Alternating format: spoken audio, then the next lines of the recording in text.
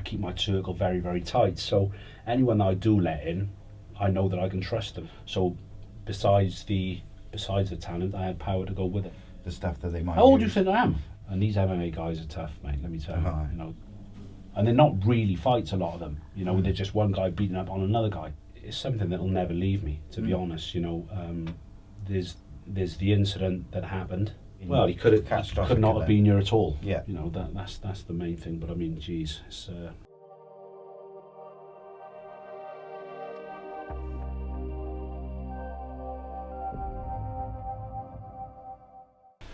Hey guys, I'm Si. Welcome to Ace Podcast Nation. This is another episode of my story, and I'm delighted to be joined today by a former title contender, professional boxer, and of course boxing and MMA trainer technically now, Mr. Gary Lockett. How are you, my friend? I'm very well, thank you. And yourself? Yeah, very well, very good. I've been really looking forward to this. As I was just saying to you then, like I've spoken to a lot of people about you, so it's kind of going to be quite nice to speak to the man himself. Obviously, I've spoken to various guys and boxers, and Jack Shaw, Oban, and a few of the other guys, and they all speak exceptionally highly of you. Richard Shaw as well, of course. They all speak so highly of you, and your not just your skills, but your abilities as a coach and how much you help them. So this is something we talk about almost on a weekly basis on the Sunday shows, where we have different, you know, like last week we had the world champion kickboxer on. Yes. The importance of a coach in a fighter's life, because to me it seems like almost like a parental relationship without it being a parental relationship, if that makes sense. Yeah, of course.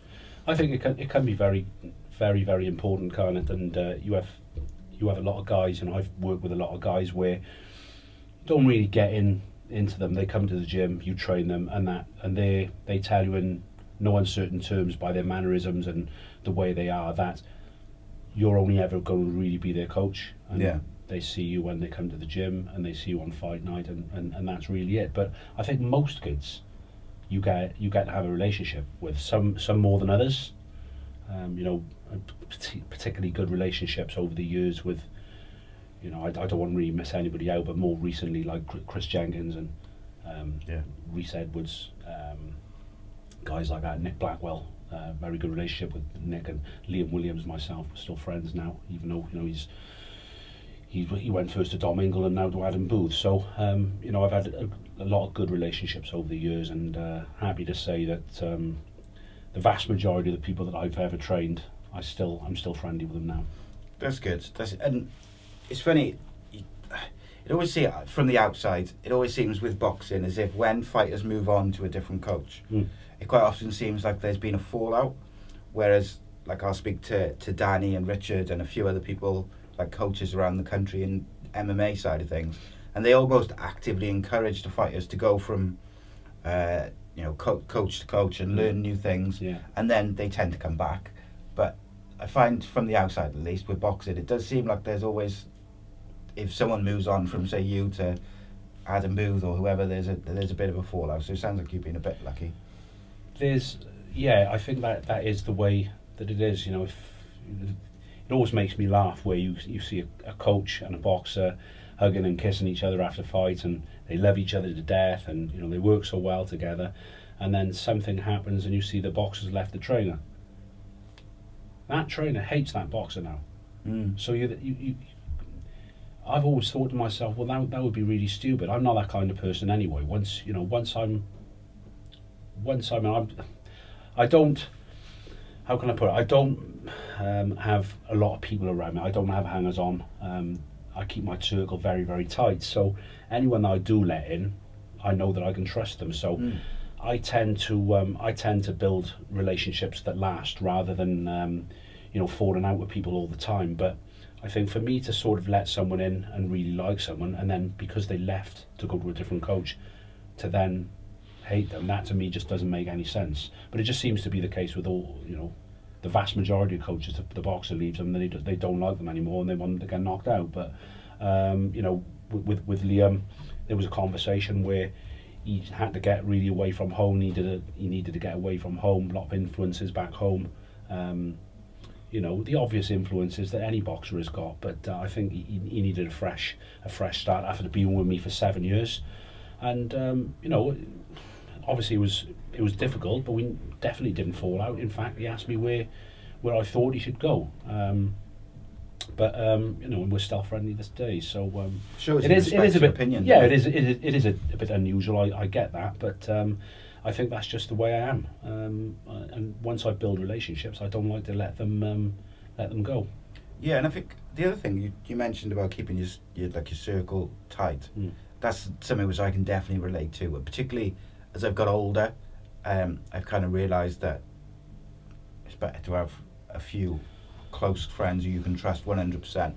Because what I found is, very briefly on me, I had a car accident in 2008, which suddenly meant that I was in a wheelchair and I was on crutches, which meant I lost my job, wasn't able to go out drinking and stuff with the boys, wasn't able to play Then football, you see play who your cricket. friends are. Yeah.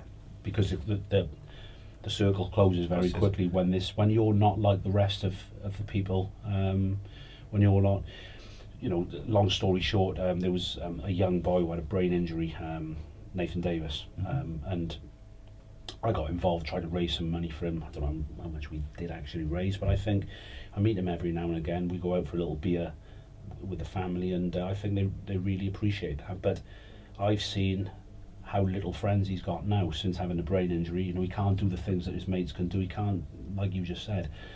And it's life, you know.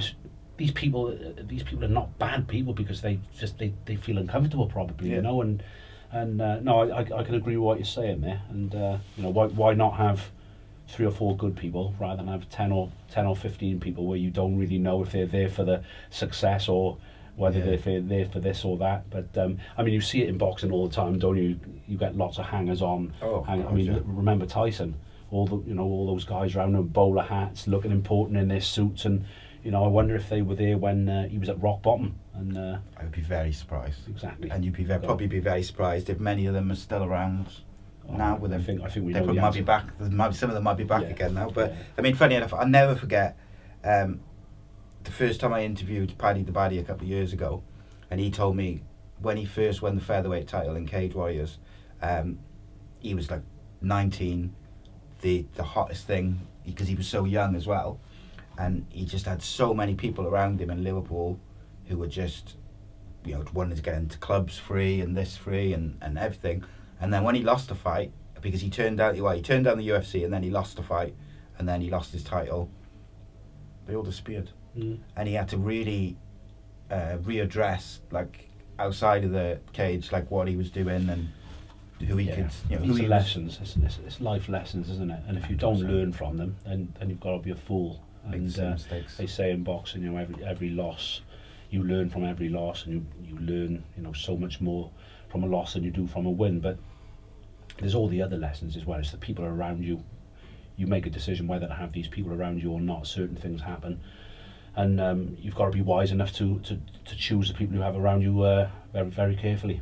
Yeah, 100%. Who's the biggest influence on you, do you think, over your boxing career and then coaching now? My dad. You know, I'd have to say, you know, my biggest influence on me has been my dad. I mean, I was pushed into boxing in a way. I'll be honest with you. You know, for long periods, I never wanted to be in the ring, and I think it may be I was boxing for kind of acceptance from my dad to make my dad proud. I won everything there was to win in the amateurs at sort of schoolboy and junior level, and then I turned pro at 19. But you know, I boxed the world titles, and I won a minor version, the WBU.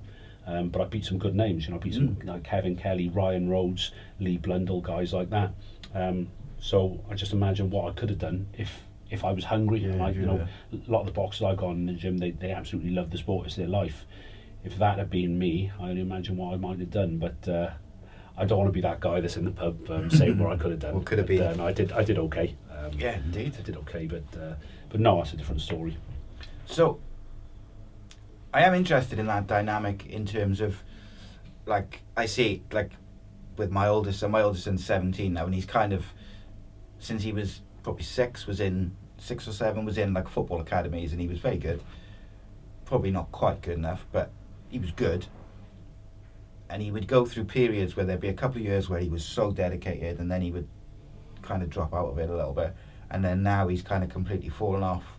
And I look back to when I was a child, I was the same, but for very different reasons. I was very good, but I just wasn't interested. Like, I liked football, but I wasn't interested in working every day on football at the age of 15.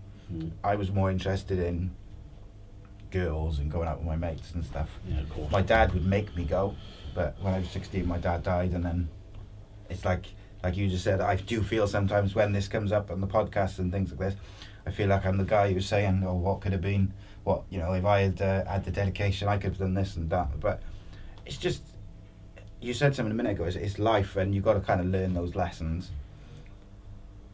But I am interested in that dynamic of you coming into boxing. So how old were you when you first started? 8 when I first started. See, that's quite young, isn't it, as well? Very like, young. Very, very so, young. 8-year-old coming into boxing who doesn't really want to do it. Were you good No, at I'd it? say at that time, obviously, you know, you want to try it, you want to see what it's like, and I was useless. Okay. I was absolutely useless, and I turning thought away you were from going to tell me you were a turning away natural from- talent. Like turning away from this. No, I was a natural talent, but what I'm saying is in the first few weeks, turning away from the shots, you know, not getting one again. That's the same with all kids. But then, as soon as you realise then that the punches in the face, the taps in the face, they don't really hurt unless you get smashed on the nose or maybe in the eye. You know, the normal sort of cuffing punches in the face, they don't really hurt. And as soon as I had the as soon as I got used to that fact, and I was able to start throwing my own punches, then I think you could see that I had a good bit of talent. But then, I think when I was about 12, maybe 13, my dad used to say how hard I could hit.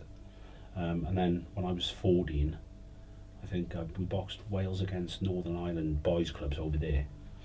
I'll never forget it because we went on a ferry, and it was force 10, force 11 gales, and you couldn't walk down the ferry. There was thousands of pounds of damage, everything falling over and people falling, everybody being sick in sick bags. But that's a different thing. But no, I lost to a guy called Hugh McNally, friends with on Facebook now. Lost to Hugh on a split decision over there, very close, probably could have gone either way. But then that was when we were 13. I boxed him then when we were 14, the return leg in Cardiff, which was a year later, and I stopped him in the first round. I split his eye, and everybody was like, this guy, we never knew he was a puncher. I'd had about 15, 16 fights, but only one stoppage. So, and from then, I started stopping everyone then. Give me that one inside the distance win. It kind of gave me the confidence then to let my punches go. So besides the talent, I had power to go with it. So at that age, I was very, very good. Does that give you a bit of belief then when you have that sort of first big stoppage, if you like? Gives you a bit of belief in your not in your own abilities necessarily, but like in your power and that you are capable? Because sometimes I see, particularly some young fighters, if they haven't got that first finish as a professional or that first finish as an amateur, it can play on their mind a little bit. Because I've interviewed a couple and they're very focused on getting the finish in the next fight more, or sometimes it seems more than, you know, just get the win. Yeah, it's almost like they want that finish, which of course that's what gets you the bonuses and the things like this. But 100%. I think, you know what, I was a natural puncher, and there's very, very few people can end a fight with one shot. Very, very few. I mean, I look at all my lads, and there's not anyone as talented as they are, mind. There's very few can end a fight with one shot.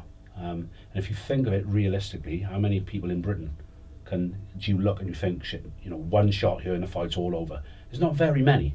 There's a few, don't get me wrong, but you know, there's not very many. So I think when you have that one punch power, then it really does make things a lot easier. But to be honest, you know, you were talking about talent and dedication and stuff like that, and you know, we constantly hear these things about, you know, he's oh my God, he's one of the best I've ever seen, he's so talented. But then, you know, there's been a few, and there's been more than a few in my boxing lifetime. To mention a few, Tony Doherty, Lewis Reese was another one who was pro with me. There's no end of guys over the years who just has everything when it comes ability and skill and talent. But they just, you know, I think with Tony, you know, the traveller lifestyle, I think, didn't really... The traveller lifestyle, a lot of the time, you see the travellers, they're absolutely brilliant, and then they get to a certain age and they start growing outwards. And I just don't think, you know, the diet and the lifestyle really conforms with being a pro boxer. Obviously, you've got your exceptions. There's a lot of good pro boxers that are travellers, but I think with Tony, he was a typical sort of traveller lifestyle, and he liked his food too much and was always killing himself to make weight. But I think the long and short of the story is, you know, talent is only a very, very, very small piece of the pie, isn't it? I think the dedication and the you know, the application, the main things, and you know, I've constantly been telling my son, you know, he's a decent rugby player. He played for Pontypridd District, and I've constantly said to him, the hard workers are the ones that get the furthest. And you know, there's been, even at his age now, he's 15, he's going on 16. There's guys that used to be brilliant in the younger districts, like 11, 12. They're nowhere to be seen now, because they didn't really, either they didn't have the application, or they wasn't bothered, or they find drink at a young age, or what have you. So he's already seen that, and I say it to all the boxers as well. It's the dedication and the hard work. That's the things that's going to get you to where you need to be. Yeah, you can't get by on talent alone, I think. You come to a certain level, you know, and you see it in the pros. You see no end of guys get to 6, 7, 8 and 0. But then the minute they're fighting someone who's going to hit back, the minute they're fighting someone who's got that dedication, who's trained their arse off for sort of 10 weeks, who's done the weight right, who's done everything right, that's where they come unstuck. They end up getting beaten by someone who, talent-wise, isn't good enough to lace their boots, but because they've worked harder than them, they've done everything right, they end up getting beaten by guys like that. It's interesting, isn't it? That's a conversation which I could really delve into, but I kind of want to keep it moving on you as well.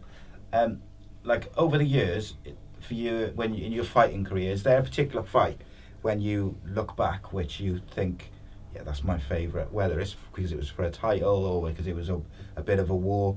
I had Jay Munn in here about a month ago, and when I was asking him about his, you know, what he'd like for the future, a lot of fighters say world titles.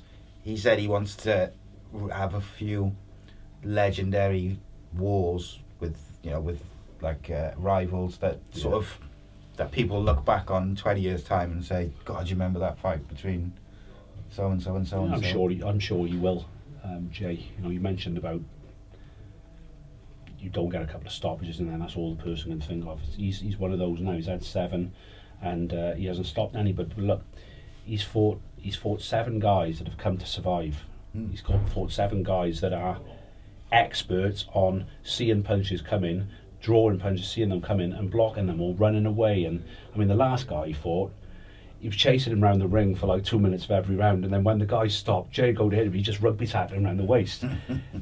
But it's all experience. Yeah, you have to learn from these things. It's all experience. You know, you fight a southpaw, you fight orthodox guy, perhaps you fight a boxer, you fight a guy who comes swinging.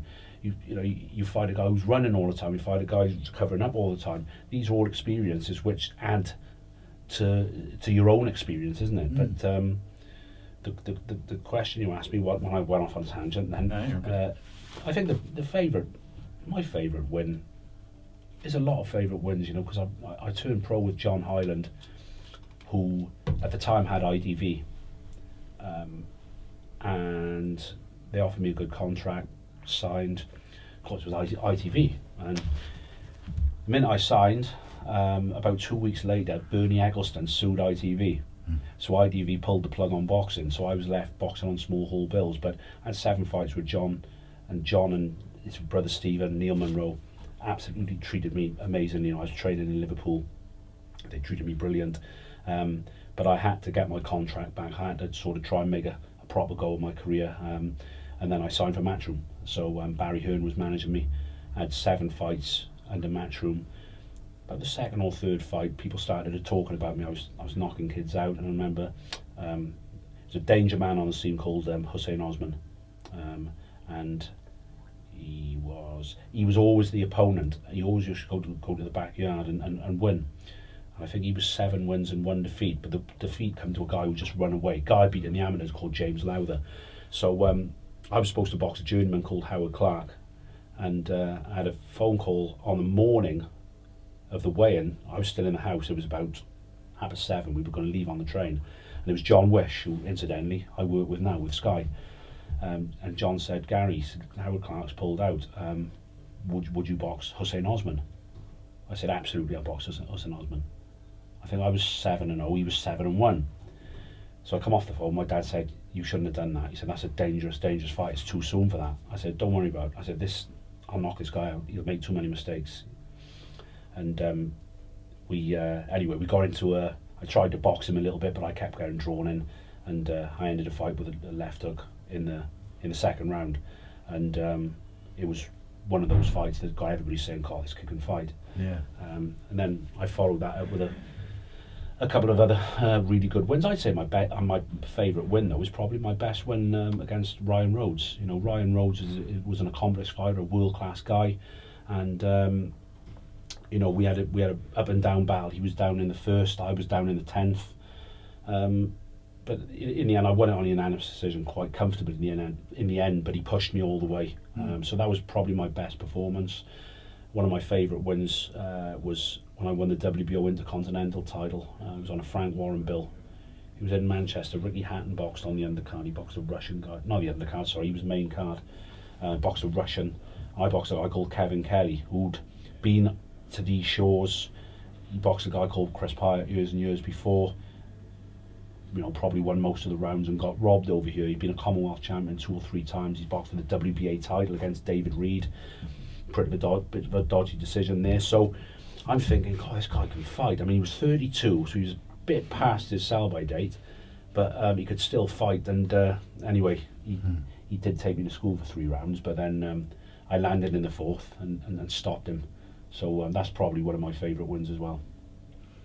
It's interesting because so your dad has marked the Usman fight as problematic potentially. Yeah.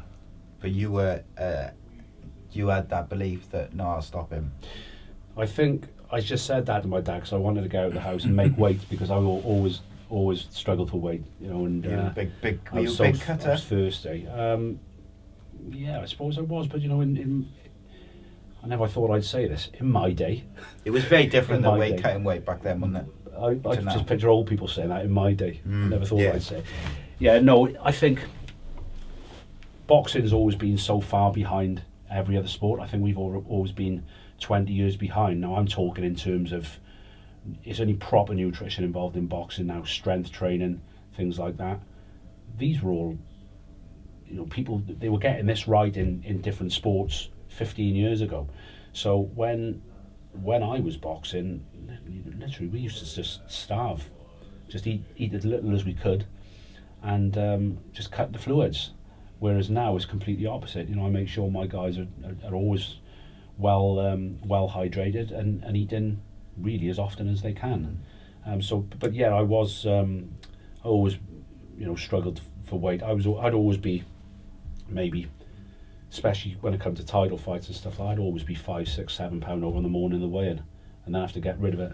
But the difference is these days, they're hydrated, so the 6, 7 pound is there to come off. Whereas with me, I was always dry as a bone. Yeah. So how I made it. And how would you get that off then? Without, because I'm assuming back in them days you wouldn't have had things like the sauna suits and the stuff that they might. How old do you think I am? I don't know. About the same age as me, mate. 45 I am. No, I retired in 2008. So yeah, of course yeah, it's not too bad. You had sauna. Yeah, of course you did. You know, sauna suits and whatever. So that's why I used to do sauna suits in the sauna. I probably do about maybe 10 or 15 minutes on the treadmill just to get a sweat going, and then in and out of the sauna, and very painful. Yeah, I see it. I think it's not so much I didn't know how old you were. I think it's that I forget how old I am. Trying to dig yourself out of that hole. That's it, don't upset boxers and fighters. No, that's the last thing you do, isn't it? No problem at all. Yeah, it is a weird one, like, because as someone who doesn't have to cut weight and stuff, and I've seen horror stories and videos and stuff, and I've spoken to fighters and coaches about it, and look, I think if you do it professionally and safely, it's alright, isn't it? But I look at some people around the world, or some places around the world, who aren't doing it as perhaps safely and as professionally as it can be done, and it does worry me. I think more on the sort of MMA side of things, but I don't know. You'll be able to tell me more. Like, do boxers cut around the same sort of amount of weight as what MMA fighters MMA do? guys tend to do.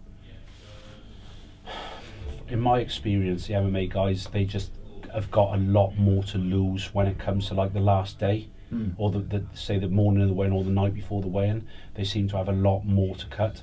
I don't know if that's a thing they do on purpose, but I think with boxers, it tends to be more, you'll diet your weight down as far as you can, and then if you have to take some off on the morning of the weigh-in, then so be it. Yeah. I just think that's the main difference with MMA and boxing. And incidentally, I've got one of the MMA nutritionists working with one of my guys, and that shows very evidently, because he was my guy was making, let's say 60 kilo, and he basically said to the guy, as long as you're 64 and a half the week before, I don't mind. So I'm like, that's 4.5 kilo. That's too much, way too much. So I ended up speaking to the guy, and the guy said, look, I understand your concerns. What I'll do is I'll cut this and I'll cut that and I'll cut fibre and I'll cut water, and it'll bring him down that little bit more. Now obviously the guy clearly knows what he's talking about. He's very, very good, but he's used to that MMA cut at the end, whereas I don't want that. So when I'm trying to keep him strong for his training right up until, I say, but he doesn't train for the last week. It's just sharpening up, and it's something I'm quite uncomfortable with, losing all that weight right at the end. Yeah, in a short space of time. I've seen some of these MMA guys doing like 24 pound. Yeah. Oh, it's horrifying to watch. As someone, like, even for me, who, my life is very much watching fights and talking about them on a weekly basis, but I'm still on, I'm on the outside of it, whereas guys like yourself who are on the inside of it. But like, you see some videos of guys and they just look broken, like those last couple of hours, and they're only trying to get rid of maybe 2 or 3 pounds by that point, but they've given so much in the 12 hours or 24 hours before. I've seen it. Lou Long, Jack Shaw, some of the weight cuts, very, very tough, but it's all part and parcel of it. Yeah. And these MMA guys are tough, mate, let me tell you. The MMA guys are a lot tougher than boxing guys, I'd say. Not on the whole, but to be an MMA fighter, this is the main difference. What I noticed with these MMA guys, they're no journeyman. So every time they go in a fight, the other guy's coming to win. So they're in a fight. So, and that's unheard of in boxing. It doesn't happen anymore, because, you have to give the guys these tomato cans, or I don't ever use the word bum. I don't like that word, but tomato cans or journeyman or whatever people want to call them. Winnable fights. You can say that again. Some guys just don't even come to fight. Some guys throw one punch and they run and they grab hold, and I don't really want my guys having too many of those, but they have to have these learning fights against these journeymen in order to progress. But then, in MMA, it's completely different. There are no learning fights. They're all learning fights against guys that come to win. It's just, how do you... I haven't had the conversation with Shaky, actually, but how do you know how good someone is without giving them the... It's one I can't get my head around, but that's how tough the sport is. I just think it's evolving all the time, MMA, and it's becoming more popular than Wales, than boxing in Wales. I think if you look at a lot of these bills in Wales, not so much now. I've got 3 or 4 very good ticket sellers. So really, I could put 4 guys on a bill and sell the bill out. Jay Munn is one of them. Ben Crocker, Kieran Jones. They're very good ticket sellers. There's a guy I managed, Jamie Lee, who Gavin Rees trains. He's a good ticket seller as well. So, those guys, they could sell out a bill on their own. But I mean, I've lost my track of where I was going with that. Then. I think, like with MMA being more popular than. All right, okay, Wales. right. I've got it back now. I went off on one then. It was struggling to sell. Let's say a couple of years ago, the bills were struggling to sell. I put a couple on myself. I ended up losing thousands because people just couldn't sell the tickets. You put an MMA bill on in Wales, sells out. Oh yeah. I couldn't believe it. You know, when I went to a couple of them, I'm like, it's bouncing in here. A couple of the Jack Shaw Cage Warriors ones, absolutely fantastically organised. Everything run like clockwork. The venue almost sold out every single time.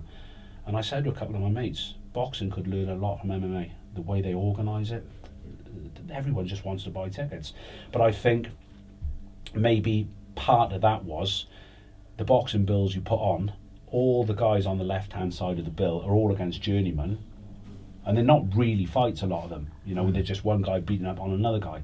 So perhaps that's the reason it is. But you know, MMA, as I say, as a sport is evolving all the time. It's just getting bigger and bigger and bigger. The thing is, if you've got a card which has got like I say, one-sided, where you almost know who's going to win 99.9% of the time, you're depending on those individual fighters to sell tickets then, aren't you? 100%. Because yeah. the fight isn't going to sell the ticket. Yeah. Whereas, like you say, in MMA, you've got that. And I think, you can correct me if I'm wrong, but I think one thing I've noticed from interviewing fighters is I find it 20 million times harder to get a boxer to interview on a podcast or on the fight show on a Sunday.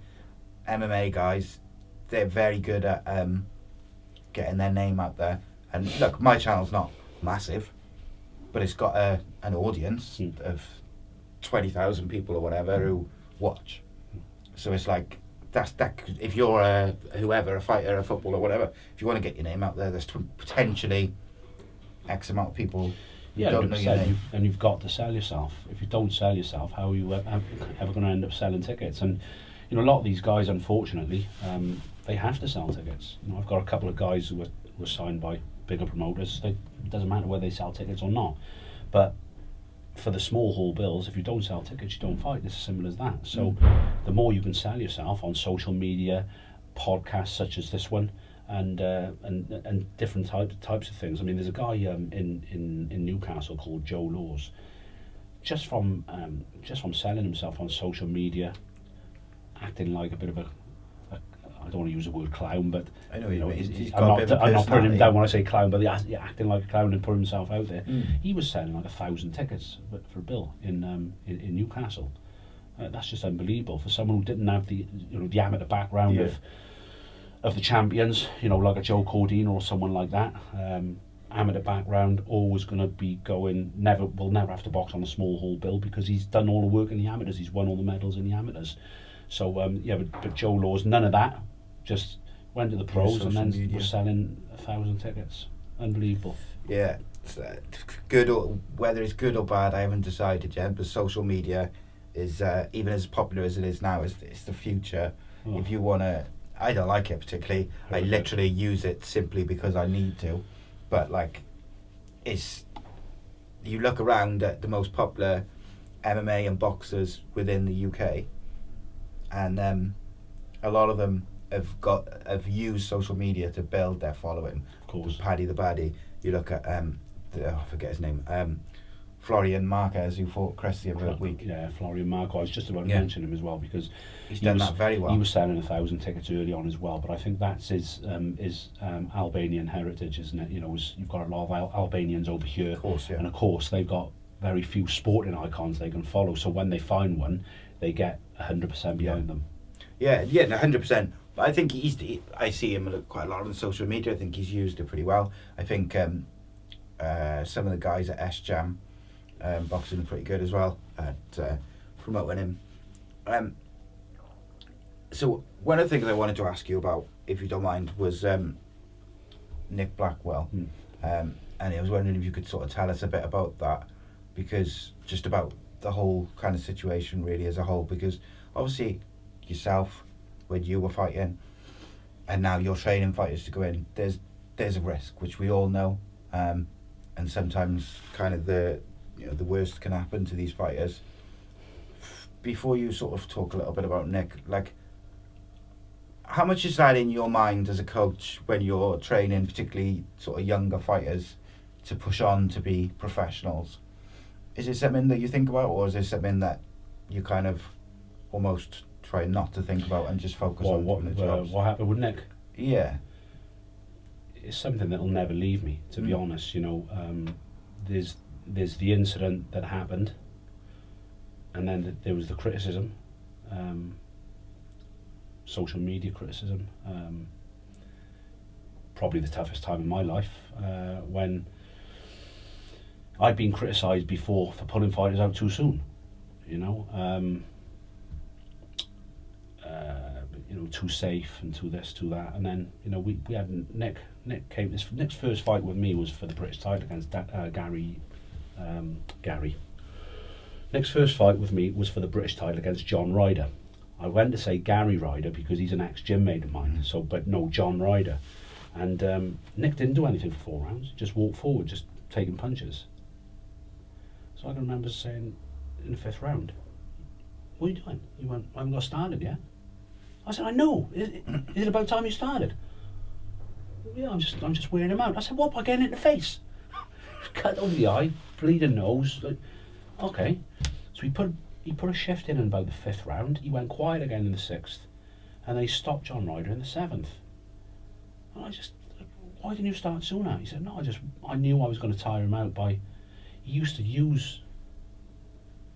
I know this sounds quite barbaric, but he used to use his face and his body as a battering ram to tire people out, because he'd walk them down and they tried to fight him off. And I think the more you do that, the more you tire yourself out. And he did the same in his first defence against Damon Jones. Lost the first 5 rounds, and then bang, lost the first 4 rounds, bang, knocked him out in the 6th. And it just, he just got used to the way that he fought. He had a tough one then with Jack Arnfield in his second defence, to and fro, and he dropped Jack and he beat him pretty comfortably on points. But then the Eubank fight just didn't really get started, and even though he was losing the rounds, he was laughing and joking in the corner. And I said, "What's his power like?" He said, "He can't punch." He said, he just puts them together well. I said, "But you've got to get forward, you've got to start countering a little bit more, you've got to do this." But he never really got started. But before you knew it, I can remember in the 7th or 8th round, I think he had a swelling. And I said, "Look, do you want me to pull you out?" He went, "What for?" So when you've got a fighter in the corner, if the fighter's absolutely knackered and cuts and bruises all the swaying about, of course you pull them out. But with Nick, it was completely different. And I mean, of course, look, if I knew that he was going to get a brain injury, if I could foresee what was going to happen, he wouldn't have even made it to the ring. Of course, I love the guy. I love him now. But it's just one of those things. We can't turn back time. But I mean, the criticism that I had, those commentators not once in that fight mentioned him being stopped. Not once. No one ever mentioned this fight should be stopped. Yeah. But then, I think it was pretty much the same on social media. But then as soon as he collapsed, because you wouldn't have seen it because it went to adverts, he collapsed in my arms when I was in the centre of the ring. And it was only then people go, "He's collapsed, he's in a coma. Right, who should we point the finger at?" Yeah. Well, it was a referee, and it was his corner. I know Vic Lachlan, the referee, had a hell of a time as well on social media, and I spoke to him a couple of days after the fight, and he had a hell of a time as well. But it is what it is, and the thing I comforted myself, I turned all my social media off. I just knocked it off on my phone because I realised what was going to happen, and it would have been awful for me to see it. So I didn't actually see any of it, but I was told some of the things that were being said and what have you. There was a couple of people said something to my son in school. It's got to be so difficult because, look, in reality, all you care about is Nick. But then you've got all, like you say, you've got all these people. They're looking for someone to blame. They're blaming you. Even your son's had a few things say to him. Like, how do you deal with that as a coach, as a father, as a friend? You know, as everything. Like, it's got to be a very traumatic time mentally to deal with. It was big time, but I think the thing I comforted myself with is, you know, today's newspapers are tomorrow's chip papers, and that's exactly what happened. They soon moved on to somebody else. I mean, listen, it always sticks with me. I get the odd thing said to me on social media every now and again. You know, Enzo said not so long ago, you know, Gary Lockett, you know, absolutely straight, one of the best people I've met in boxing, this, that, big friend, what have you, know, a great person, something like that.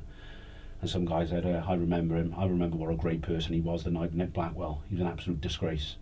Well, come and say it to my face, and I'll tell you, and you won't say that anymore. Yeah. I'll tell you exactly the reasoning behind why. Didn't say I just like you just pretty much, you know, I've explained myself. I mean, geez, you know, you shouldn't have to explain. You see some of these fights where the guy's getting an absolute shellacking, marks everywhere, closed eyes, and they're still sending them out. Yeah. That is when you should pull a fighter out. You know, and look, 99.9% of the time, those guys don't end up with brain injuries. How are you supposed to see it? You can't see it. So.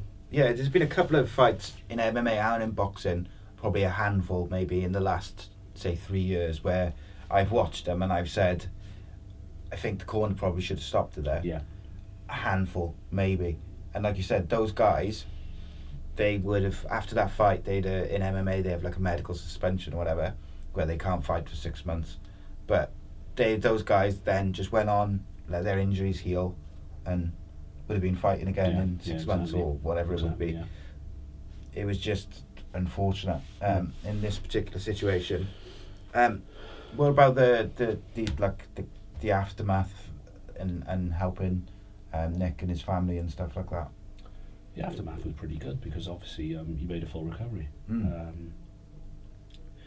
He made a full recovery, and then unfortunately, unknown to me, used to come to the gym once a week. Used to train with the boys, obviously just doing circuits and stuff like that. But I never knew that he wasn't supposed to be training. He kept that part away from me. Well, so he wasn't supposed to be. He was supposed to be doing light work. Right. But he used to come and do circuits. And little did I know that he'd started sparring.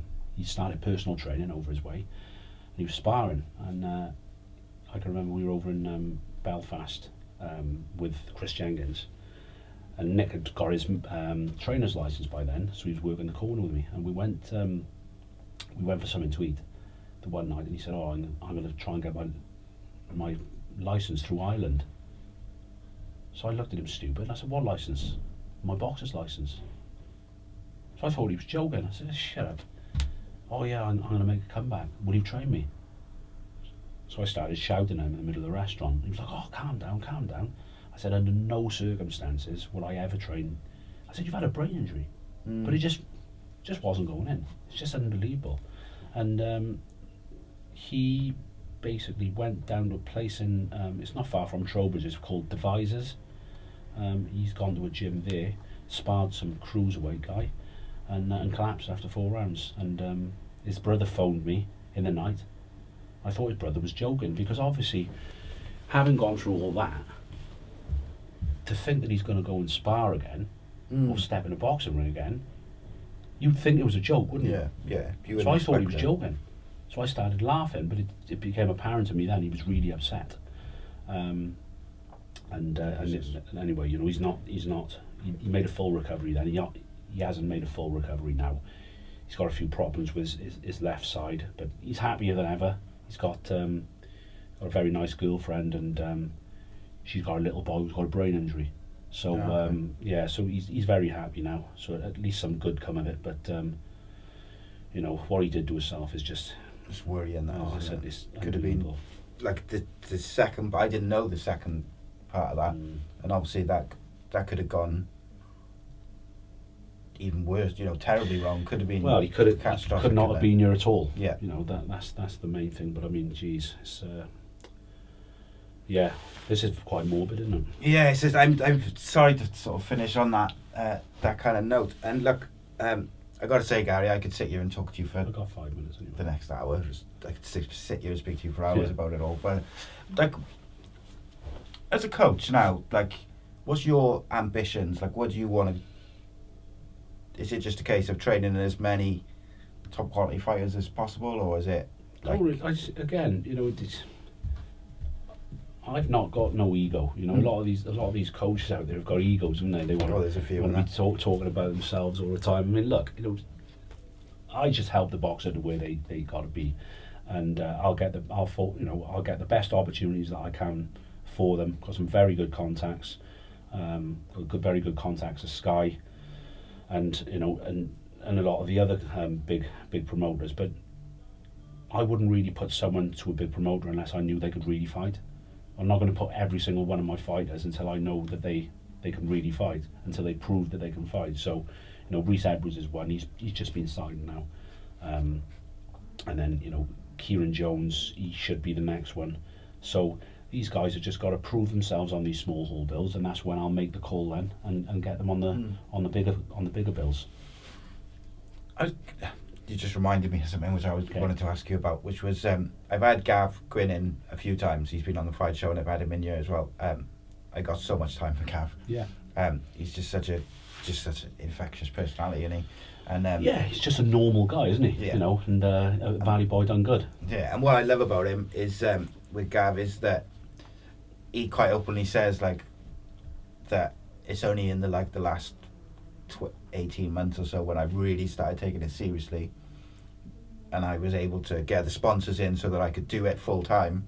That's when things changed for me, where I was able to put the focus that I wanted to put into it, you know. And he was always dedicated, you know, getting up at 6:00 in the morning and all this, but he was also then going to work. Yeah, exactly. People don't always realise that today with these fighters, young fighters particularly, is they're trying to do a full-time job as well as do their full-time training, and it's... Yeah, well, there's some fighters that are luckier than others, isn't there? You know, Yes. Some fighters have got full-time sponsors, and, you know, some guys have had to do it the hard way, like Gavin, and, you know, you just see him win the British title the other day, which was really good to watch. You know, you can't fault him. He's such a nice guy, and he's done it the hard way, and I think that's the best way to do it. You know, when you've been given the red carpet treatment, okay, you know, listen, these guys have done really well in the amateurs. They've won medals in the amateurs, won European titles, and been to the Olympics and stuff like that. They get given the red carpet treatment, and quite rightly so, because they've earned that right in the amateurs. But you just see when someone starts off on the small hall bills and they go right through and they become British Commonwealth champion like Gavin has, then for me it just makes it that a little bit better. Yeah, it's the journey, isn't it? It's the journey of getting there. It's just Lee as Selby fun. was the same. Lee Selby was exactly the same, right from the small hall bills, Welsh title, Celtic title, and the call when John Simpson pulled out against Swifty Smith, the call to his management to say, who's this Lee Selby? Seems like a safe matchup. Little did they know. Yeah, that didn't work out too good for them. But Lee had a tremendous career. Obviously, he's just called time on it now. What I like to finish these shows with is it's a bit of a weird question, but I suppose everyone interprets it differently. So it's good. Gary Lockett, what is the meaning of life for you? What would you say it is? I'd have to think about that one, but I mean, family's got to be the obvious one for me. You know, my wife Nia, my children Jack and Alana. We got a lovely little life together, and you know, obviously you love your parents, don't you, and your relatives. But I think for me, life is all about building a family and doing the best you can to, you know, take them as far as they can go, and you know, suffice to say my two children are quite intelligent. They certainly haven't got it from me. They got it from my wife. But yeah, that's the meaning of life for me. The family is everything. Good stuff. Guys, you can check out all the usual places for the shows and stuff like that. Social media, youtube.com/AcePodcastNation. Please do subscribe, and of course check out Gary and his all his fighters and stuff like that. But it's been a pleasure, my friend. Thank you very much.